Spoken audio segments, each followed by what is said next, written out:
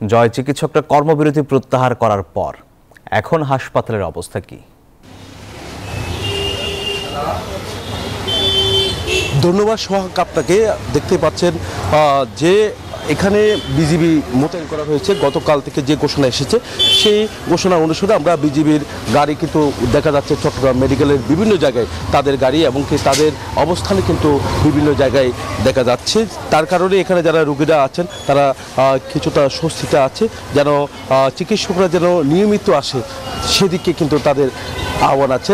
এমনকি মেডিকেল পরিচালক তিনিও বলেছেন এখানে চিকিৎসক যারা আছে তারা যেন নিয়মিত চিকিৎসা সেবা দেয়। সকাল 8টা থেকে আউটডোর করে আমরা যেমনটা দেখেছি সেখানেও রোগীর চাপ আছে। দেখতে পাচ্ছেন জরুরি বিভাগে আমরা দাঁড়িয়ে কথা বলছি, এখানে বিভিন্ন রোগীরা আসছে। একই সাথে যে আনসার বাহিনী থেকে নিয়ে অন্যান্য বাহিনী যারা আছে তারাও কিন্তু এখানে সতর্ক অবস্থান আছে। তার কারণে রোগীরা স্বস্তি বোধ করছে। ওয়ার্ডে আমরা দেখছি চিকিৎসা সেবা কিছুটা উন্নত হয়েছে।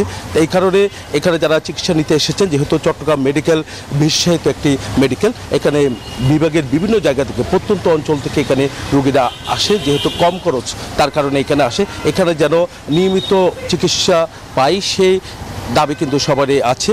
তবে প্রশাসন যেমনটা জানিয়েছেন যে এখানে রোগী আসলে যেন তাকে ভর্তি করা হোক, একই সাথে তাদের যে ওষুধগুলো ফিরিয়ে দেওয়ার কথা রয়েছে সেই জায়গাগুলো তারা তদারকি করবে বলে আমাদেরকে জানিয়েছেন। এই ছিল আমার এখানকার সর্বশেষ। ফিরে যাচ্ছি স্টুডিওতে সোহাগের কাছে।